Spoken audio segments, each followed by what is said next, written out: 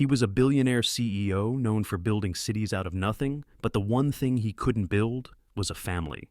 She was his loyal secretary, hiding not just heartbreak, but a secret that would shake his world to its core. When Claire Whitaker walked into the gala, late, pale, and with eyes that had seen too much, Benjamin Cole felt something shift. What made a woman so quiet step onto a stage and reveal a truth no one saw coming? Why would a man who had everything suddenly lose control over two tiny heartbeats he didn't even know existed? And when the world turned its back, who did they become? Alone, together, and changed by the very life they never planned for. This isn't just a story about betrayal or redemption. It's about the quiet strength of motherhood, the cost of silence, and how sometimes the life that leaves us speechless is the one we never expected to begin. If this touched something in you, don't forget to like, share, and subscribe to Shining Stories. Let's begin. Benjamin Cole had hosted dozens of galas in his lifetime, but he'd never forgotten to breathe during one until tonight.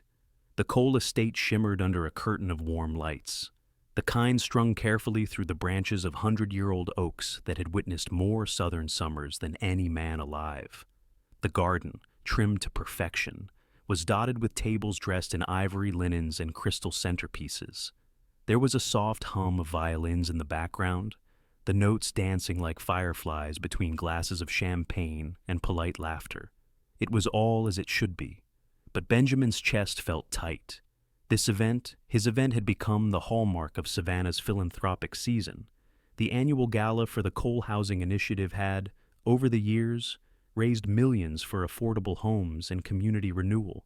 It was the night where investors smiled, donors wrote big checks, and Benjamin played his part as the generous, composed CEO with a heart for the people. And yet, Claire wasn't there. He scanned the crowd for the third time in 10 minutes. His assistant, his anchor, was missing. Claire Whitaker had never missed a gala, never been late.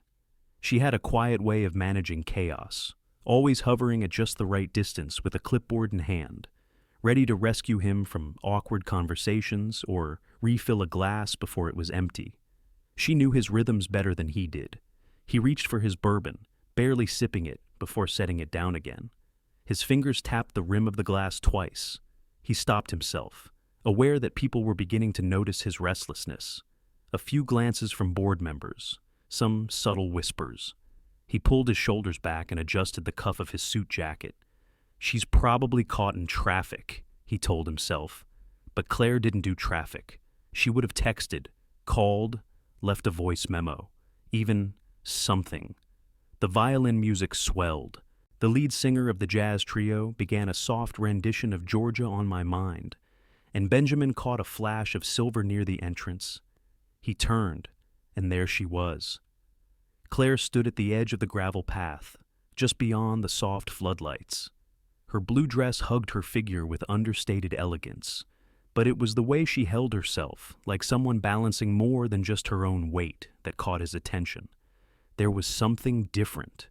Her shoulders didn't carry their usual calm confidence. Her gaze, always clear and steady, now seemed to drift as if looking for solid ground. And then, almost unconsciously, she placed a hand over her abdomen. Not a dramatic gesture, just a light, protective touch, brief, but intimate. Benjamin's eyes narrowed slightly. His mind tried to explain it away. Fatigue, a stomach bug, stress, but none of it felt right.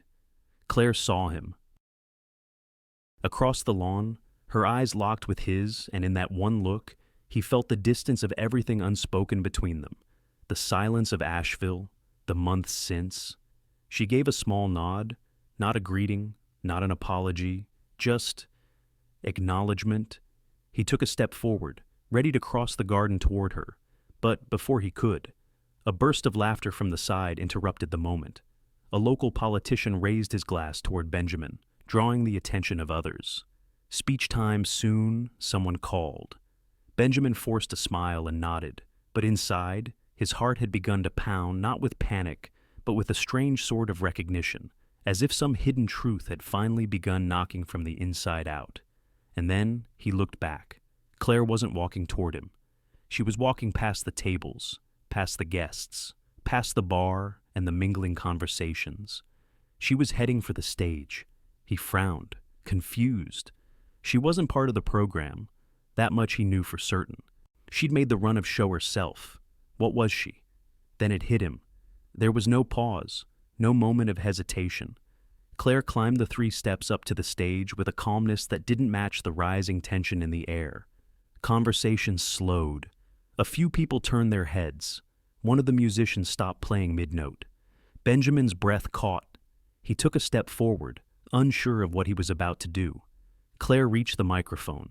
She rested both hands on the podium, taking in the sight of the audience, not just the donors and politicians and board members, but the very people who represented everything Benjamin had built over 2 decades. Her voice hadn't spoken yet, but her presence spoke volumes. Benjamin froze. A ripple moved through the crowd like the moment before a summer storm. People began to murmur. Phones subtly lifted. A hush followed. Even the breeze seemed to still. Claire looked out, steady now, composed in a way that felt almost reverent. And in that breathless, suspended moment, Benjamin knew. He didn't know what she would say, but he knew it would change everything. Before Claire Whitaker ever worked behind Benjamin Cole's desk, she stood in a small motel room with a suitcase, a divorce paper, and no idea what came next. The wallpaper had peeled from one corner of the room, the air stale with humidity and distant regrets. Outside, the neon vacancy sign flickered like it couldn't decide whether to hope or surrender. Claire sat on the edge of the stiff mattress, staring at the folded legal document in her lap, her name printed in sharp black ink, just below his, the end of something that had once promised forever. She hadn't brought much, just the suitcase, a few clothes, and a photo of her mother from before the cancer took her. No keepsakes from the marriage, no jewelry, no letters, only silence and bruised trust. Her husband hadn't hit her, not with fists anyway. But control has many faces. Over the years, his affection had narrowed into suspicion.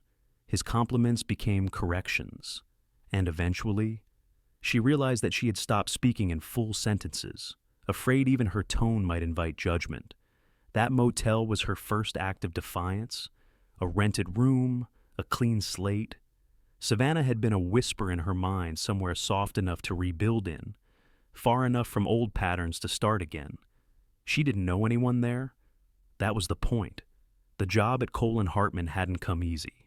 She started as a temp, answering phones and organizing storage closets.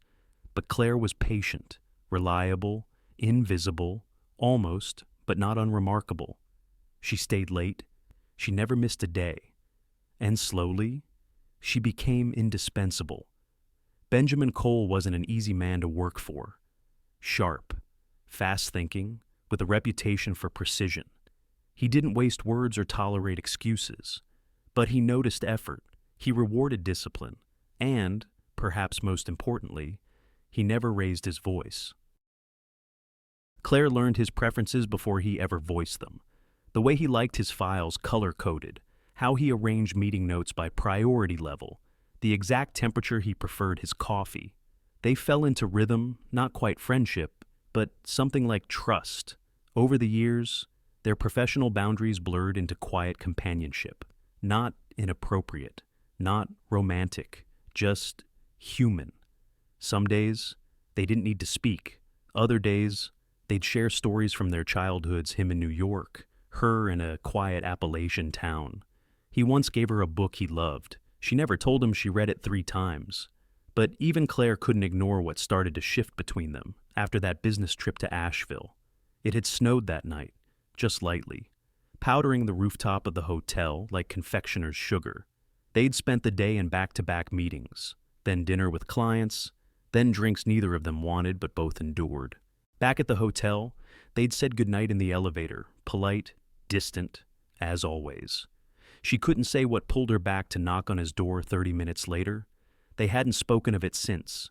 No aftermath, no conversation. Just a quiet, mutual agreement to bury it beneath meetings and memos. But the silence didn't erase the memory. Claire had expected guilt, and she felt it especially in the morning when she buttoned her blouse with shaking fingers and avoided the mirror. But what surprised her more was the ache she carried home. An ache for something that had felt real, however fleeting. Weeks passed, business resumed, but her body didn't. At first, she blamed stress, then travel, then age. It wasn't until the smell of her morning coffee made her nauseous that the thought even crossed her mind. The test was a quiet thing, just one blue line, then two. She sat in her bathroom for nearly an hour, staring at it. Then she drove to the pharmacy, bought 2 more brands, and repeated the process. Same result. She was pregnant. Her first thought wasn't joy or fear, it was disbelief. She hadn't imagined a child in her future, not since the divorce, not with the job, the history, the silence. But as the days turned into weeks and the nausea became routine, something else crept in. Hope, a fragile kind, the kind you don't speak aloud, in case the universe is listening and decides to take it back. The first ultrasound confirmed what she hadn't dared to imagine. Twins? The nurse smiled, pointing at the screen. 2 little heartbeats, she said. Claire nodded, barely breathing. She wasn't ready to tell anyone. Not yet, not Benjamin, not the office, not even herself. Fully. Instead, she began adjusting quietly, swapping heels for softer flats, eating crackers at her desk to curb the queasiness. She scheduled doctor appointments during her lunch hour. She read books at night, one hand resting lightly on her stomach, the other underlining passages about resilience and grace. And in those still moments, Claire realized she wasn't just carrying children. She was carrying herself through fear, through past wounds, through uncertainty. She still didn't know what to say to Benjamin, how to say it, when. The words tangled every time she rehearsed them. Would he be angry, cold, dismissive, or worse kind? She told herself she would wait, just a little longer, until after the gala, until after the pressure eased, until the moment felt safe. But safety is fickle, and tonight, in that garden beneath the oaks, Claire had felt something shift inside her. It wasn't just the weight of her children, it was the weight of silence. And for the first time in a long time, she was ready to put it down. Benjamin Cole remembered every brick of the estate he built, but not the last time he let someone see him cry. The mansion overlooking the river had been his first real triumph, not just a home, but a legacy. He had watched it rise from bare foundation to polished marble, from blueprints to ballroom. Every archway, every window pane, every floorboard had been chosen with a purpose, a symbol of order, of permanence. He had built it 6 years ago, the same year he buried his wife. Her name was Grace. They'd met in their 20s, young, ambitious, wild with dreams and possibility. She was the kind of woman who remembered the name of every waitress, who danced barefoot in the kitchen, who once painted their bedroom wall deep forest green just because it reminded her of Oregon. Grace was the softest part of him. And when she died in a car accident just 2 miles from home, something inside Benjamin didn't just crack, it calcified. The grief didn't scream. It retreated, quietly, efficiently. He handled the funeral, the legalities, the condolences. He returned to the office the following week and never missed a day. People called him strong, resilient, but they didn't see how he sat in the garage for hours some nights, staring at the steering wheel of her car until dawn. He had loved her, and when he lost her, he made a vow not in words, but in action. No one would ever be allowed that close again. He filled his days with projects, acquisitions, expansions. From sunrise to long past dusk, he wore success like armor, but even armor, over time, begins to weigh heavy. And then came Claire. At first, she was just another assistant, competent, quiet, precise. She didn't linger, didn't flatter, didn't expect attention, but she noticed things. She noticed him without ever making him feel watched. He remembered the first time he let her adjust his calendar without asking. The first time he accepted coffee without checking the label. Trust, for Benjamin, didn't arrive in waves. It built in silent inches. He found himself listening when she spoke, even when she wasn't speaking to him. He began to wait for the soft click of her heels in the hallway, the way her voice brought a strange kind of calm to the office. And, eventually, without realizing it, he began to breathe easier when she was near. Still, he kept his boundaries, polished, professional, always measured, until Asheville. That night still haunted him, not because of what they did, but because of what it awakened. It had snowed, just enough to coat the sidewalks and make the city glow under street lamps. After a long day of client meetings, he and Claire had returned to the hotel. He remembered how tired she looked, how her coat clung to melting flakes. She had laughed just briefly at something he said, and in that laugh, he saw something he hadn't let himself feel in years: warmth. She knocked on his door later, said she forgot the meeting notes for the morning. He let her in, poured her tea, and for once, they talked. About things that didn't matter, and then things that did. He told her about Grace, not the polished version, but the raw parts, the guilt, the numbness, the fear that he'd become too cold to ever love again. Claire had listened, not with pity, but with presence. What happened after wasn't planned, wasn't forced. It was two people, tired of silence, reaching for something human. In the morning, she was gone before sunrise, and Benjamin had stood by the window for over an hour, wondering what it meant. In the weeks that followed, he told himself it was a mistake, that crossing that line was unprofessional, unwise, dangerous. He buried it the same way he buried everything else beneath meetings and schedules, strategy sessions and shareholder reports. But the truth, if he let himself admit it, was that he hadn't been the same since. He began to notice her more, not just her presence, but her absence. How the office felt colder when she wasn't there. How the sound of her laughter, rare as it was, lingered longer in the air than it should have. And when she began pulling away subtly, but surely he told himself not to ask, not to pry, not to feel, because feeling meant risk, and risk meant pain. And pain, he had promised, would never come that close again. But now, standing just yards from the stage at the gala, watching Claire rest her hands on the podium like someone bracing for a storm, Benjamin felt the undeniable thud of something breaking open inside him. It wasn't panic. It wasn't even fear. It was the quiet realization that he had let something good slip too far away. She had walked through the garden alone. She had stood before this crowd without warning, and he, so accustomed to control, was utterly unprepared. He didn't know what she would say, but he knew it would matter. And the worst part, he couldn't undo his silence. He had buried his emotions so deep that now, even the truth might come too late. The lights above the stage glinted against her hair as she looked out over the audience. Her gaze didn't search for him, but he wished it would. Benjamin took one step forward, then another. His chest was tight, not with pride, not with shame, but with the weight of everything unsaid. The room hushed the way a forest does before a storm. It wasn't sudden, but collective. A ripple of quiet, like a held breath spreading through the garden as Claire Whitaker stood behind the podium, both hands gently resting on its polished wood. The string quartet stopped mid-note. Champagne flutes paused halfway to lips. Forks lowered without touching plates. And somewhere, near the third row. Benjamin Cole felt the weight of every heartbeat in his chest. She didn't look at him right away. Claire stood tall, not out of confidence, but necessity. Her body had grown accustomed to carrying more than it should, and tonight it carried not just the children inside her, but a truth she could no longer bear to keep silent. Her eyes scanned the crowd, the donors, the partners, the journalists, the people whose names she had printed on place cards just 2 days before. She saw confusion, curiosity, polite expectation, but not yet judgment. She took a breath.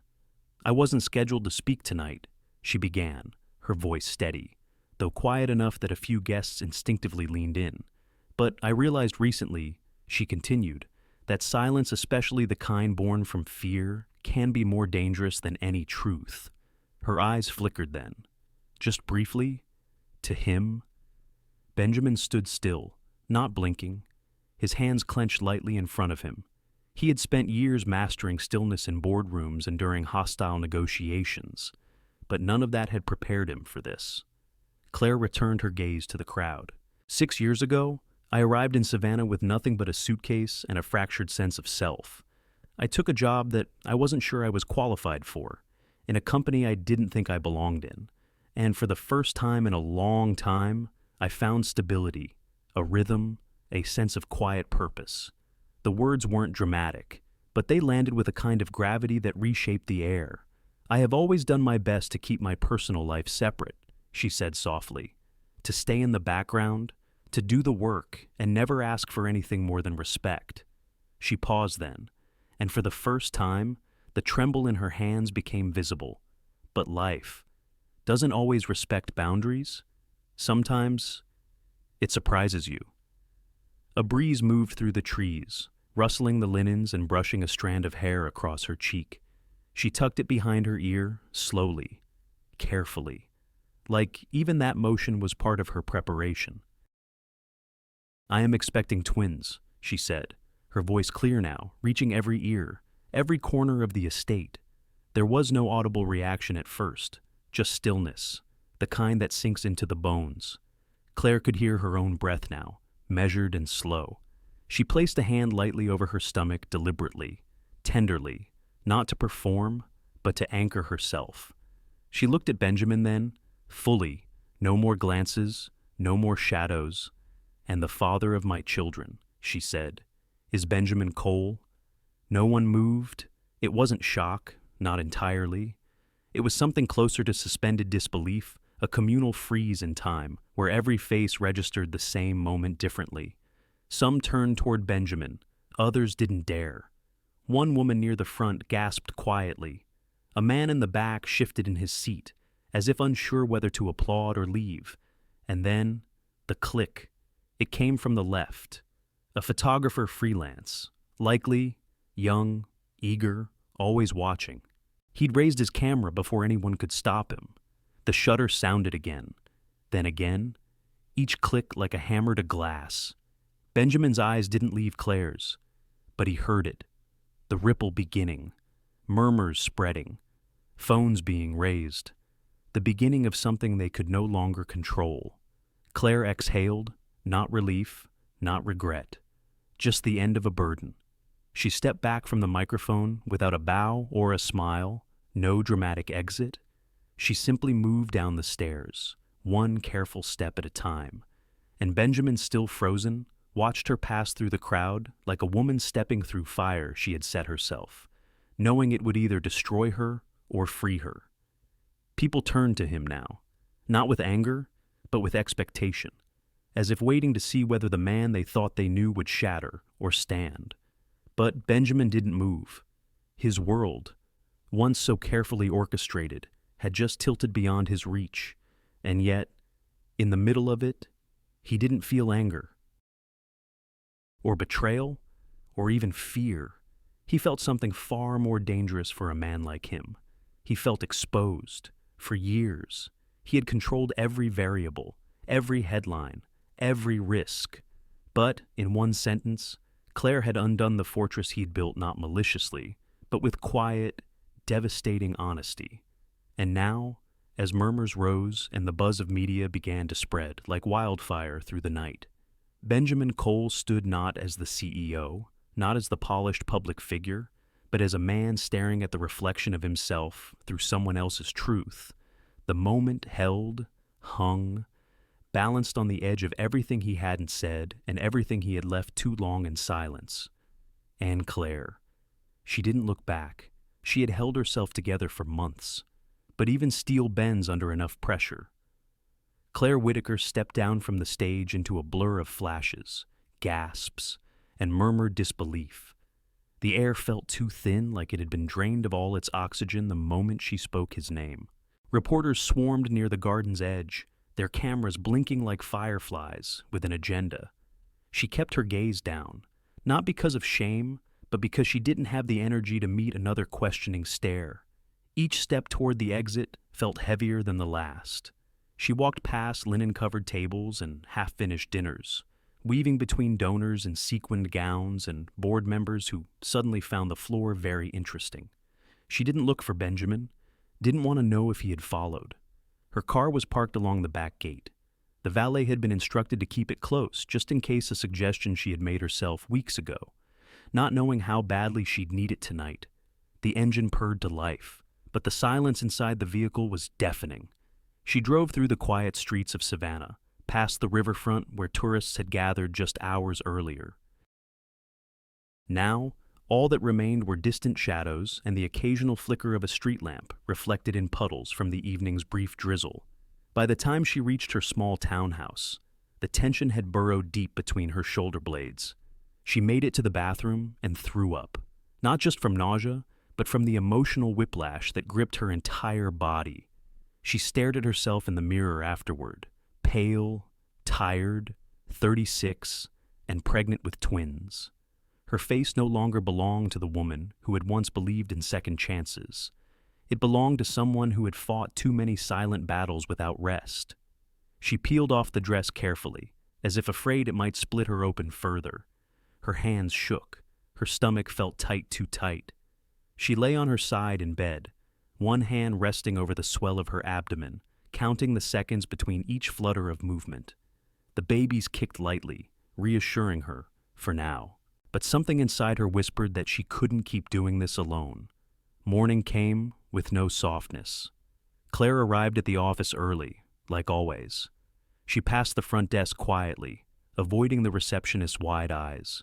She could feel the whispers behind her. Of course they'd seen the headlines. Secretary claims Cole's twins as gala bombshell. Power couple or PR crisis. The photos had spread like wildfire overnight.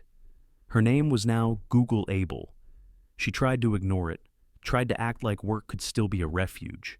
She made it to her desk, turned on the monitor, and opened the first email. But her vision swam. Her ears buzzed. Her hands trembled even as she tried to grip the edge of the table. A sharp cramp twisted across her lower abdomen. She stood up.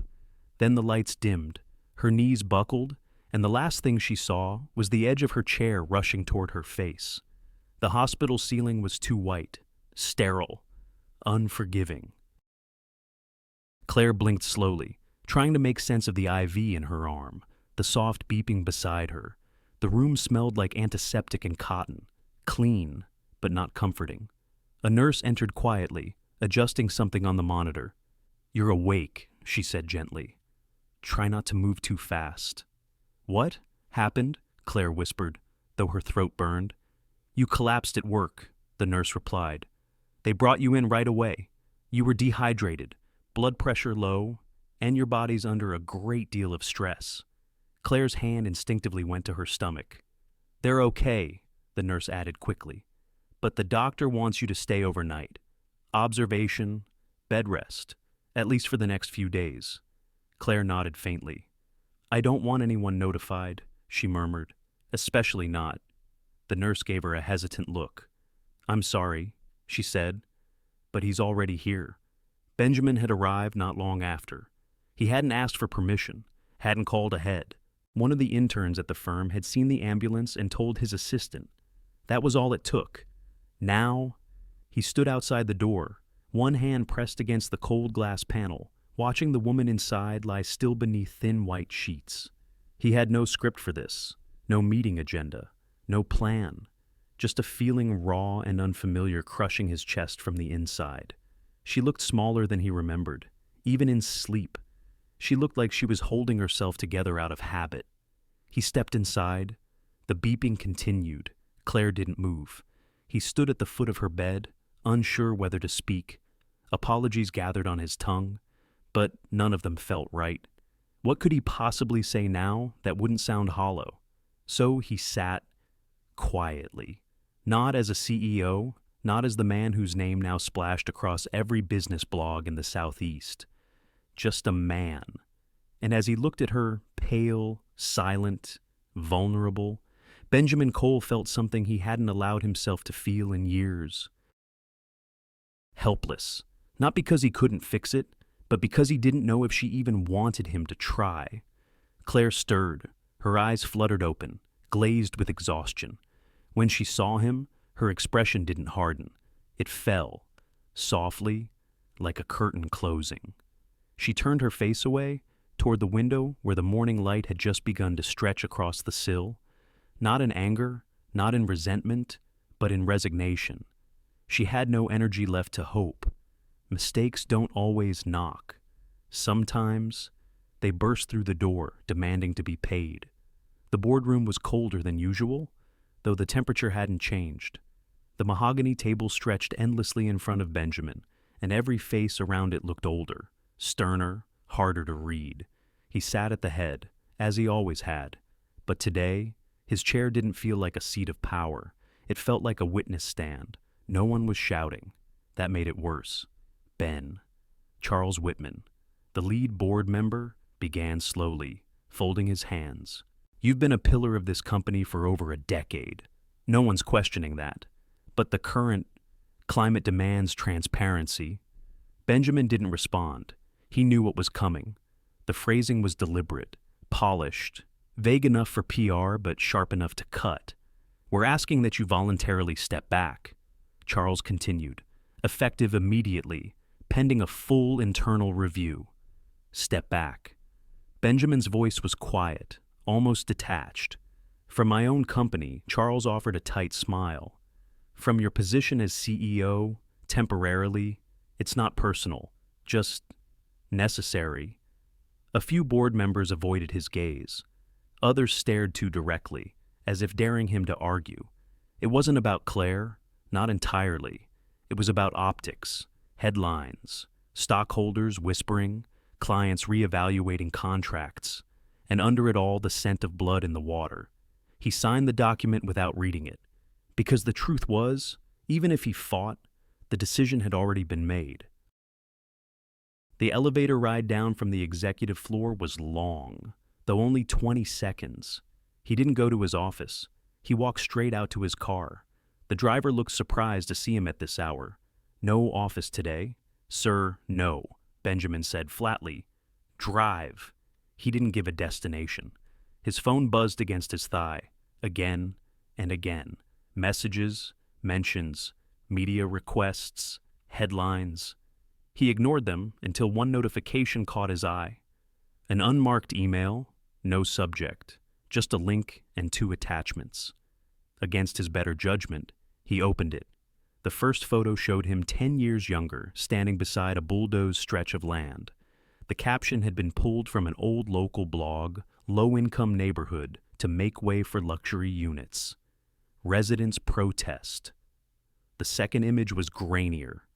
A scanned letter, handwritten, emotional.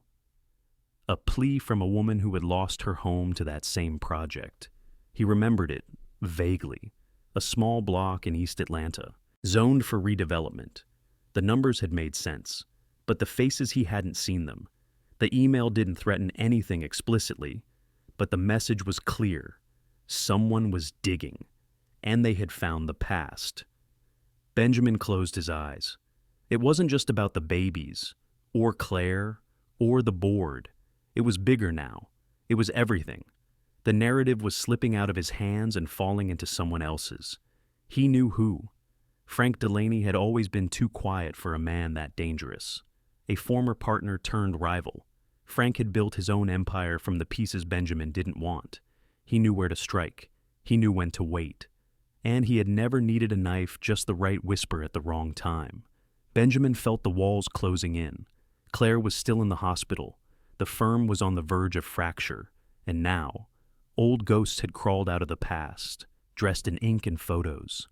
He didn't realize he was gripping the steering wheel until his knuckles ached. His phone buzzed again. This time, a message from the hospital. Claire Whitaker's chart update is ready for review. Immediate contact recommended. No emotion, just a system message. But it was enough. For the first time that morning, Benjamin moved with purpose. The hallway to the maternity ward felt impossibly long. He passed couples with balloons and flowers, smiles, hope, laughter, all things he couldn't remember the last time he held. When he reached Claire's room, the nurse looked up, surprised. "She's resting," the woman said gently. "She's asked for privacy. I need 5 minutes." The nurse hesitated, then nodded. Inside, the room was dimly lit, the blinds half closed against the afternoon sun. Claire lay on her side, facing the window. An IV ran slowly beside her. The heart monitor beeped, calm but constant. He approached quietly. She didn't turn. "I heard," he said softly, "about the stress. The babies." "I should have don't," she interrupted, still facing away. Her voice was weak, but it held enough force to stop him. He stood there, unsure of what to do with his hands, his words, his shame. "I know what it looks like," he said after a moment. "Like I chose silence, like I didn't care. But the truth is, I didn't know how to feel. I've lived too long pretending not to." Claire didn't reply. "I've lost my title," he said quietly. "At least for now. The board wants distance. The media's digging. My past is surfacing. And all I can think about—" He stopped. "All I can think about is you. Still." She didn't turn, not in rejection, but in fatigue. Her silence wasn't punishment. It was exhaustion. The kind that comes not just from pregnancy, or scandal, or hospital lights, but from carrying too much, for too long, alone. Benjamin sat in the chair by her bed, not to fix anything, not to argue, but to stay. And in that small act, for the first time in a very long time, he let himself be a man who had failed but didn't want to fail again. When Benjamin opened the envelope, the handwriting stopped him cold. He hadn't seen that name in 20 years. The letters were jagged, sharp-edged, slanted to the right, still arrogant, still sure of their place on the page. Just 6 letters, but enough to drag up an entire decade of buried history. Frank. The last time they had spoken, Benjamin had been 30, sitting across a folding table in a dimly lit office trailer on the edge of a construction site in El Paso. The air had smelled of hot dust and ambition. The bid had been simple 2 firms competing for a stretch of government-owned land meant for redevelopment. Benjamin had offered precision. Frank had offered favors. Benjamin had won, and Frank had never forgiven him. He slid the rest of the envelope's contents onto the kitchen table. It was early. The sun had barely risen, casting a soft amber glow through the windows of his riverfront townhouse. The same house Claire had once helped him pick out curtains for. The same house that now echoed with silence and the quiet hum of things falling apart. There were photos, documents, a timeline, snippets of text messages between former employees, public records tied together like pieces on a murder board. The message wasn't subtle. Someone wanted to bury him. The Texas project was ancient history, legally clean, morally murkier. Back then, he'd been hungry, ruthless, the kind of man who could push through a rezoning request without blinking. Families had been displaced, small businesses closed, but no laws were broken, only trust. And now someone Frank was resurfacing the worst of it. Benjamin picked up the note again. Funny how the past always comes home. Let's see how the board feels about this. There was no signature, just a stamped return address in Boston. Frank's new city, his new empire. Benjamin leaned back in his chair. The timing wasn't random, not after the gala, not while Claire was still in the hospital, not when the company was already teetering from scandal. This was orchestrated. Frank had waited for the perfect moment when Benjamin's public image was already fragile, when whispers were turning into headlines, and when the man himself was just tired enough to flinch. And worst of all, he wasn't alone. Benjamin had noticed it in the last board meeting. The way 2 members, Langston and Parrish, had avoided his eye. The way Whitman's tone had shifted from support to concern. They were being courted. Frank wasn't just attacking from the outside, he was lobbying from within. The crown was in play, and it wasn't just a matter of pride. It was control, identity, everything Benjamin had built. He ran a hand over his face, then stood slowly, walking to the stove to pour the coffee he had forgotten about. It was cold. He didn't care. His phone buzzed again. Claire's nurse, Vitals stable, but she's requested no visitors until further notice. Of course she had. And he understood. She needed quiet. Not another storm. Not more attention. Certainly not to be dragged into the chaos now looming over him like a gathering thunderhead. He stared out the window. A boat moved slowly along the river, cutting through the morning mist. Somewhere, someone was beginning their day with optimism. But Benjamin, he was standing in a kitchen filled with old ghosts and newer regrets, staring at the edge of a war he didn't start but might have to finish. That afternoon, his legal team confirmed what he suspected. "Delaney's fingerprints are all over this," said Marla, his head of risk management. "He's been leaking pieces to journalists for weeks, mostly smaller outlets. But the story's heating up. If we don't act, it'll break nationally by Friday." Benjamin said nothing. "He's meeting with Langston next week," she added, "probably making a play for the CEO's seat. He's promising a clean slate reputation-wise, a new era for the company." He exhaled through his nose. "You want to issue a statement?" she asked, "or deny and wait it out?" Benjamin stood at the window again, watching the sky darken over the water. "No, no." He turned to face her. "I don't want to fight this like the last time. No counters, no spin." Marla narrowed her eyes. "You're going to let him win." "I didn't say that," he replied. "I just said I'm not using the same weapons." She waited. "I'll decide by morning," he said. "You're dismissed." The house was too quiet that night. Benjamin sat alone in the study, surrounded by books he hadn't read in years, trophies he no longer cared about, and the bitter taste of choices catching up to him. He thought of Claire, lying in that hospital room, eyes turned toward the window, not in anger, but because she had nothing left to give. And now, if he fought back, if he launched a counterattack against Frank, the media wouldn't stop at him. They'd go for her. The babies, her past, everything she had tried to protect. He had the resources to win, but at what cost could he really put her through that? Again, or worse, could he survive knowing he hadn't tried? It wasn't just business anymore. It never had been. It was about what kind of man he wanted to be when the dust settled, and for the first time in a long time, Benjamin Cole wasn't sure. He walked to the balcony and opened the door. The wind was cool against his skin. Somewhere in the distance, church bells chimed the hour. He had until morning.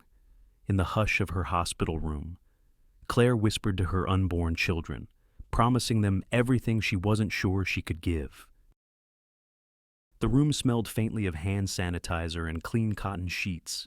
Outside, the city stirred with its usual rhythms, delivery trucks rumbling, distant sirens cutting through the air, but inside, time had slowed to the cadence of a heartbeat monitor and the soft rustle of hospital gowns. She rested one hand on the swell of her belly, now more prominent, more undeniable. The monitors were quiet, blinking steady. The babies were fine. For now. She closed her eyes and whispered again, this time without words, just breath, just presence, just the weight of everything she felt and couldn't say out loud. She had once imagined this moment differently. Warm light, a nursery filled with soft blues and yellows, laughter, a partner sitting beside her, reading names from a book, arguing gently over whether Emma was too old-fashioned or Caleb too trendy. But life had other plans. Instead, she was here, alone, in a hospital room at 7 a.m., her body tired, her soul stretched thin, and the man who fathered her children fighting battles she couldn't afford to join. She had tried not to think about leaving. Not really, but the thought crept in at night, between the contractions that weren't quite real and the fear that always was. Would it be easier for Benjamin, for the company, for the children, if she just disappeared, took a quiet job in another state, raised them without the headlines, without the board meetings, without him? She hated herself for even considering it. A soft knock interrupted her spiral. Nurse Margot stepped in. Late 50s, kind eyes, the kind of woman who wore her experience like a second stethoscope. Claire had grown used to her presence, the gentle voice, the no-nonsense warmth. Vitals look good today, Margot said, checking the chart. You're stable. We'll keep watching, but the babies seem content. Claire smiled faintly. They're stubborn already. Good. Stubborn is useful in this world. Margot paused, glancing at the monitor. You know, she added, almost casually, the first time I heard my son's heartbeat, I cried for 20 minutes in the parking lot. Didn't even put the car in drive. Claire blinked. You did? Oh, honey. Margot chuckled. I was 19, no family nearby. The father? He ran the moment I told him. All I had was a used sedan, a job at the diner, and a little gray cassette player with the recording of that heartbeat. She sat down beside Claire, folding her hands in her lap. But I played that thing every night. Reminded me I wasn't alone. Claire looked down at her belly, then back at the nurse. I think I keep waiting to feel brave, she admitted. Margot smiled gently. Brave doesn't feel like a war cry, sweetheart. It feels like standing up when you want to lie down. It feels like staying, even when it hurts. It feels like whispering to someone who isn't born yet and promising them the world when you're not sure you've got anything left to give. Claire's throat tightened. She nodded once, slowly, and in that silence, something shifted, not dramatically, not in fireworks, just a quiet realignment of the soul, a reminder that being scared didn't make her weak. It made her a mother. She rested later that afternoon, finally asleep for the first time in hours. The light through the blinds softened the sharp corners of the hospital room, casting long stripes across the blanket pulled over her legs. When she woke, there was an envelope on the tray beside her water glass. No name on the front, just her room number written in ballpoint pen. She opened it with slow fingers. Inside was a letter typed, formal, and a copy of a court motion. Claire read the first line twice before the words truly landed. Notice of request to review custodial agreement. Party of interest, Thomas Whitaker. Her ex-husband. She felt the air leave her lungs. The letter continued legal language, citations, bureaucratic coldness. But the message was clear. Thomas, who hadn't seen their daughter in almost a year. Thomas, who had skipped child support payments and canceled birthday visits. Thomas, who had barely asked about the pregnancy when he found out.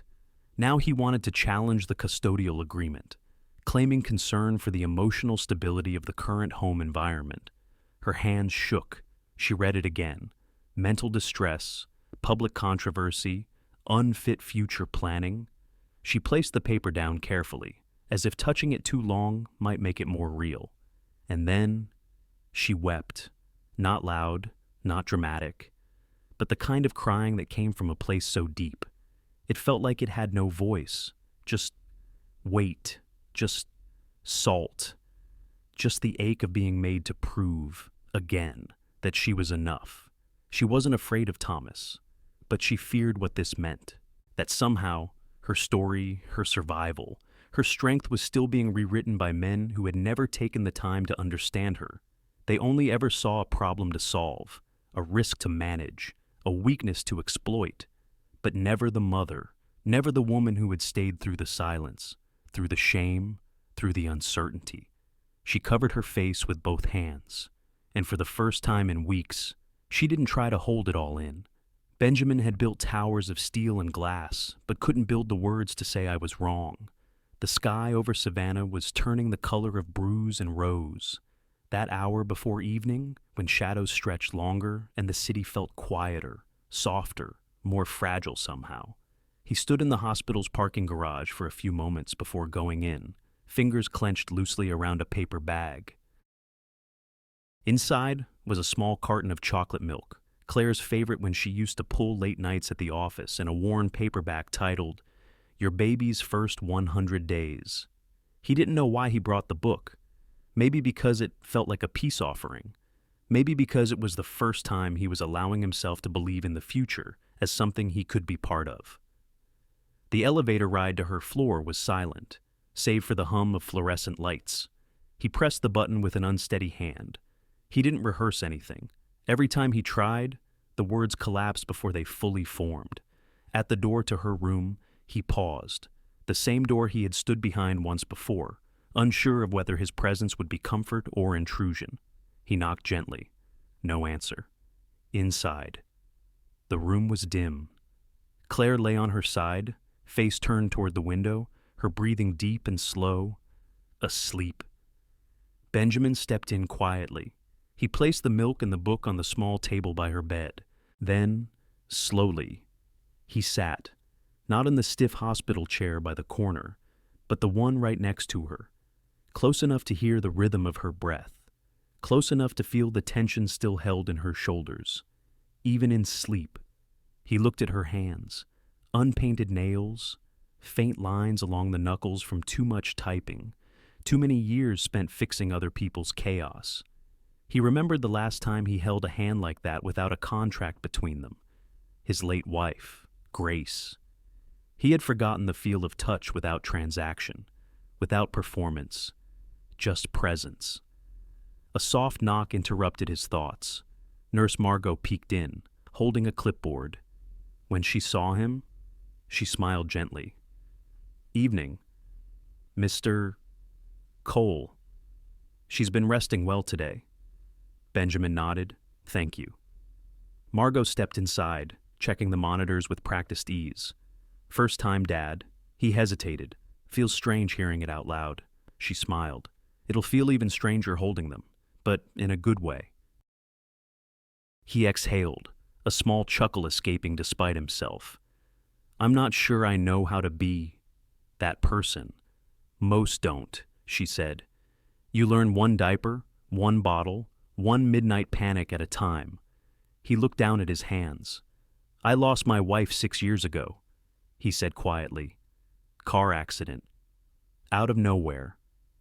One morning, she kissed me goodbye. That night, she was gone. Margot's expression softened.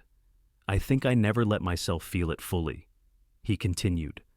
I just built more projects, took more meetings, filled the space with noise. She wouldn't want you stuck in that space forever. He nodded, eyes glassy. The night in Asheville, he said, it wasn't planned, it just happened. And afterward, I convinced myself it was a mistake, but it wasn't. It was the first time in years I felt anything. Claire stirred behind them. Margot glanced toward the bed and gently touched Benjamin's shoulder. Talk to her, she whispered. You'll know what to say.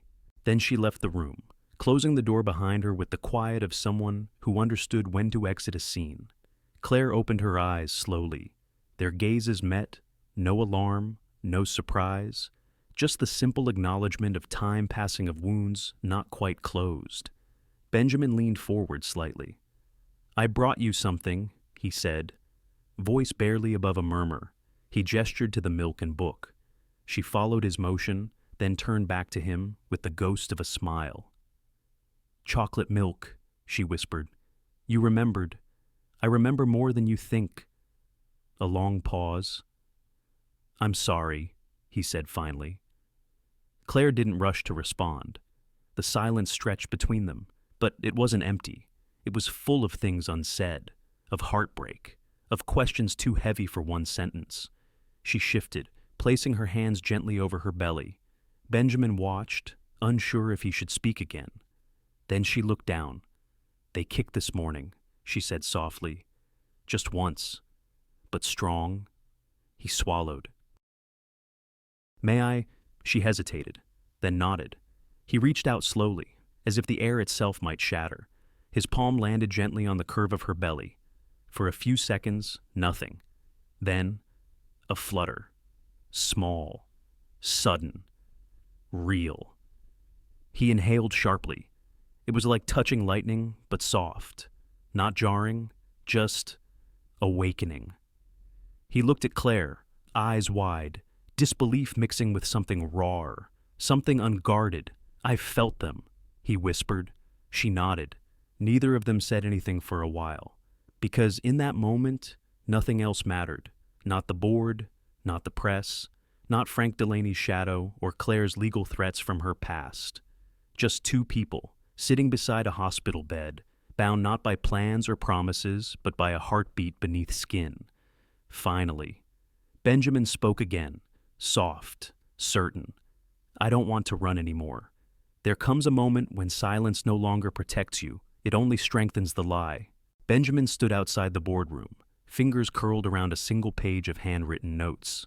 The hallway was quiet, carpeted in the kind of luxury that muffled footsteps and tension alike. Beyond the glass doors, 12 members of the Cole and Hartman board waited, faces he had known for years, some allies, some opponents, all watching.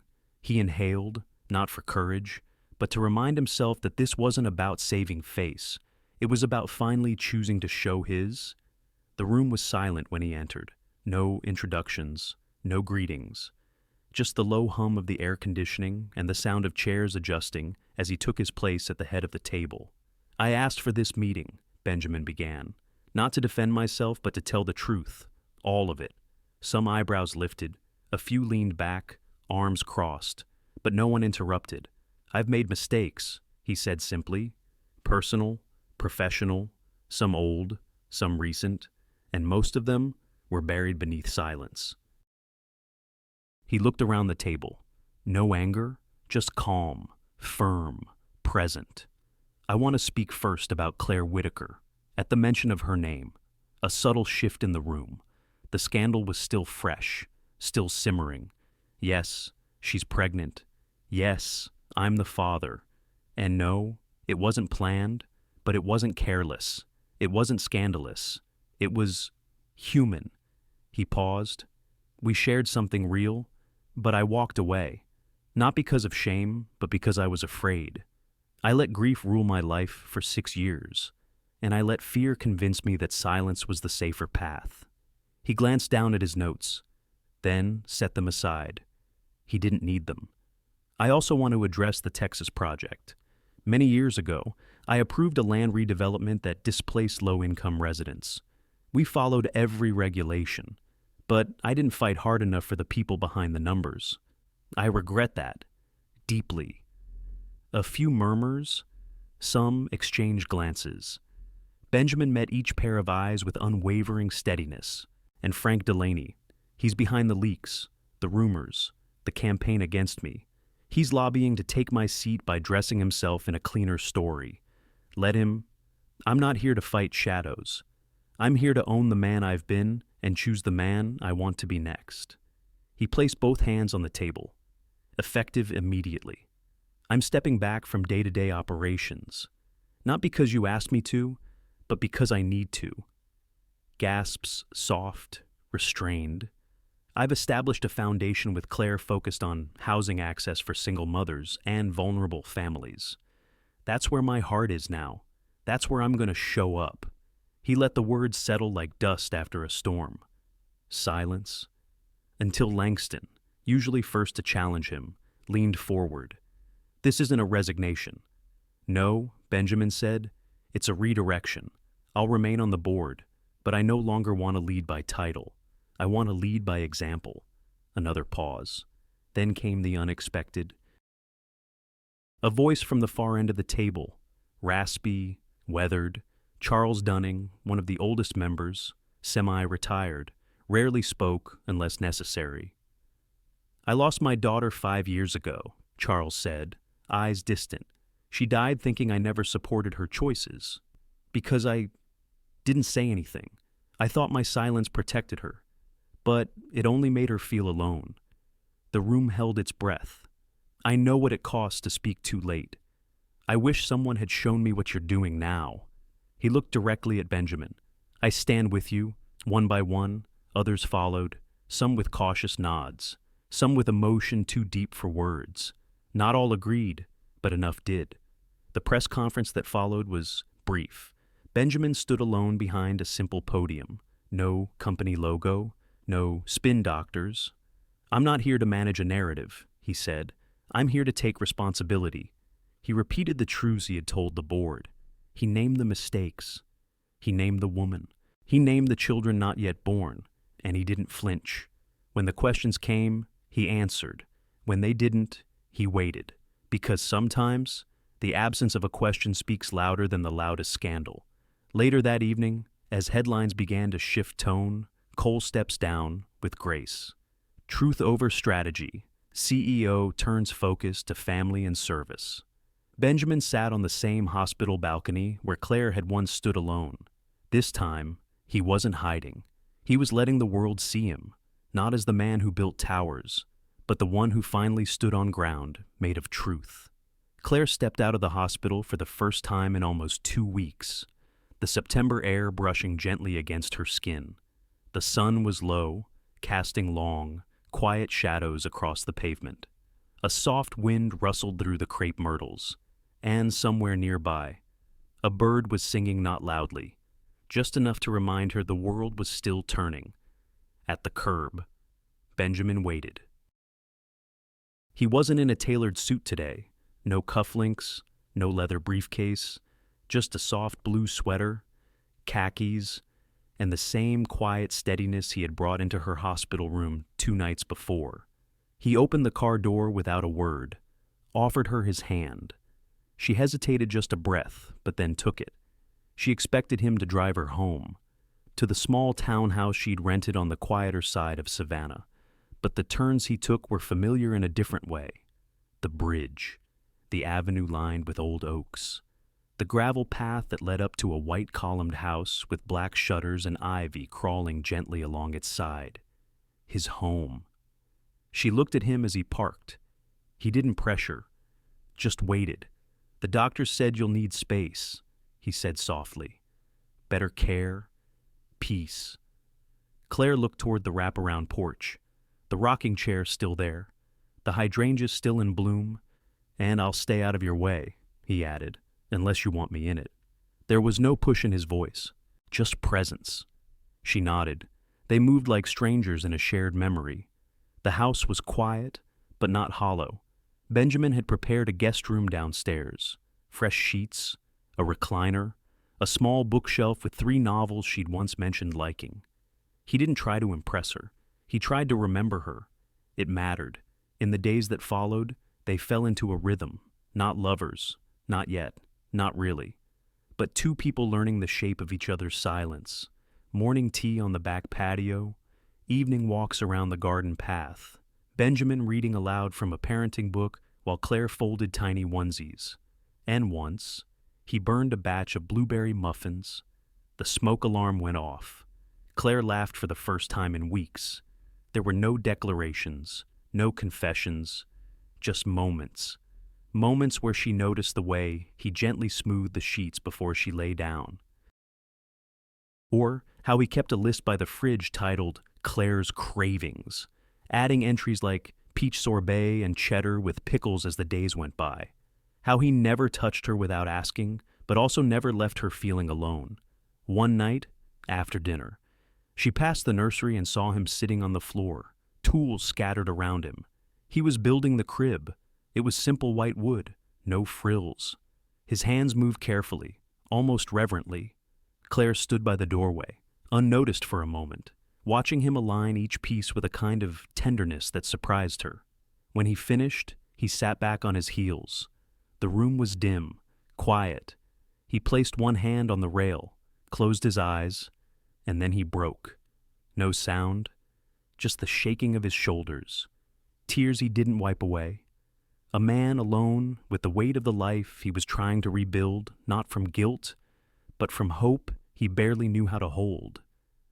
Claire stepped in. She didn't speak. She didn't ask. She just knelt behind him, her arms folding around his frame. He didn't flinch. He leaned back into her, into the comfort, into the kind of grace he'd always offered others, but never thought he'd deserve himself. And together, they stayed there, not fixing, not planning, just being. Later, as she helped him fold a soft blanket over the crib, he whispered, "I don't know how to be the kind of father they deserve." Claire touched his hand. "You'll learn," she said. He nodded, blinking hard. And then, just as he reached to turn off the nursery light, she stopped him. "They're already home. Ben," she whispered, "you just didn't see it yet." The sun was just beginning to rise when Benjamin held his newborn son for the first time. The sky outside the hospital window was a quiet watercolor, pale peach blending into soft blue, with the last shadows of night dissolving like a secret finally let go. The world had not yet begun its noise. The city slept, and in that pocket of stillness, a man who once lived for steel and symmetry was learning how to hold something fragile. His son was swaddled in a blanket with tiny stars printed along the edge. His face, barely the size of Benjamin's palm, was wrinkled, reddish, a little confused by the brightness around him. But his breathing was strong, his heart steady, his existence undeniable. Benjamin looked down and saw his own hands trembling, not from fear, from reverence. He had made deals with governors, closed billion-dollar acquisitions, walked into courtrooms without flinching. But this left him breathless. Claire rested in the bed nearby, still pale but glowing with something ancient and powerful. The twins had come 3 weeks early, unexpected, fast but healthy. The daughter had been first quiet, calm. The son came minutes later, louder, more impatient. Claire had laughed through tears when the nurse said, "They already have personalities." Benjamin had stood stunned, unable to speak, not out of panic, but because something in him had been rewritten, not erased, just softened, like stone remembering it was once sand. He named them together with Claire. The girl, Eliza Hope. The boy, Julian Reed. Names with weight, with meaning. Eliza. After Claire's grandmother, Julian. A name Benjamin had circled in the margins of an old journal from college, one he hadn't opened in years. They didn't overthink it. They chose from memory, not strategy, from love, not logic. Later that morning, when Claire was asleep and the babies tucked into their bassinets, Benjamin stepped into the small family lounge just outside the maternity ward. He opened his notebook, the leather one Claire had given him on his birthday, the one he hadn't written in until now, and he began to write. One letter for each child. No grand declarations, no promises he couldn't keep. Just truth, the kind he had spent too long running from. To Eliza, he wrote, "You are my calm after the storm, the quiet I never knew I needed. If you ever feel like the world is too loud, know this: your voice will always be enough. I'll be there to hear it, even when you think no one is listening." To Julian, he wrote, "You came into this world roaring, and I hope you never forget that strength lives in your voice. But also remember, gentleness isn't weakness. It's courage, softened by love, and I'll remind you of that every day." He didn't write much more, just enough. He folded each letter and slid them into envelopes labeled only with names and dates. No instruction, no flair, just presence, on paper. He left them on the table next to Claire's bag, not to hide them, but because he didn't yet have the voice to read them aloud. He hoped one day they'd be found at the right moment, that they'd speak when he could not. But Claire saw them sooner. That afternoon, while Benjamin stepped away to take a call, she reached for her lip balm in the side pocket of her bag and found the envelopes. She sat still, holding both in her lap for a long time before opening them. Her eyes moved slowly across each word, each curve of his pen. Tears didn't come all at once. They arrived like the tide, soft at first, then steady. She pressed the pages to her chest, not because they were perfect, but because they were real. And because they held something she thought she'd lost, a future not built in fear, but in truth, in tenderness, in togetherness. When Benjamin returned, he didn't ask if she read them. She didn't say anything either. But when he sat beside her, she leaned into him without hesitation. And that was enough. That evening, just before sunset, the hospital granted them a moment of fresh air on the private balcony outside Claire's room. The twins were sleeping in bassinets by her side. Benjamin stood behind her, one hand resting lightly on her shoulder. No suits, no headlines, no boardrooms, just the hum of cicadas in the fading light. Claire picked up Eliza and placed her gently into Benjamin's arms, then Julian, cradled on her own chest. The four of them stood like that, a constellation in human form, rearranged into something new and eternal. Benjamin looked at the sky, and for once, he had nothing to say, no pitch, no plan, no solution to offer, just awe.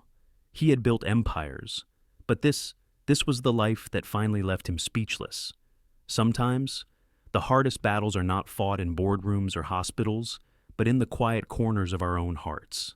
This story reminds us that it's never too late to speak the truth, to ask for forgiveness, or to begin again. No matter how far we've drifted from love, from family, or even from ourselves, there is always a path back. But that path often begins with courage. Not the loud kind, but the soft, steady courage to show up, to listen, and to stay when it would be easier to run. We learn that motherhood is more than biology, it's a promise. And fatherhood, it's not measured in wealth or power, but in presence and grace. For anyone who has loved and lost, who has stayed silent too long, or who carries regrets like old letters never sent, this is your reminder. The life you thought had passed you by may still be waiting, just beyond the silence. All it asks is that you choose to return. Thank you for taking the time to listen to this story. If it touched your heart, even just a little, we hope you'll share it with someone who might need a gentle reminder that healing, love, and second chances are still possible. Please don't forget to like, share, and subscribe to Shining Stories so you never miss a moment that matters. Your support helps us continue bringing stories that speak to the soul. Until next time, stay kind, stay hopeful, and stay connected.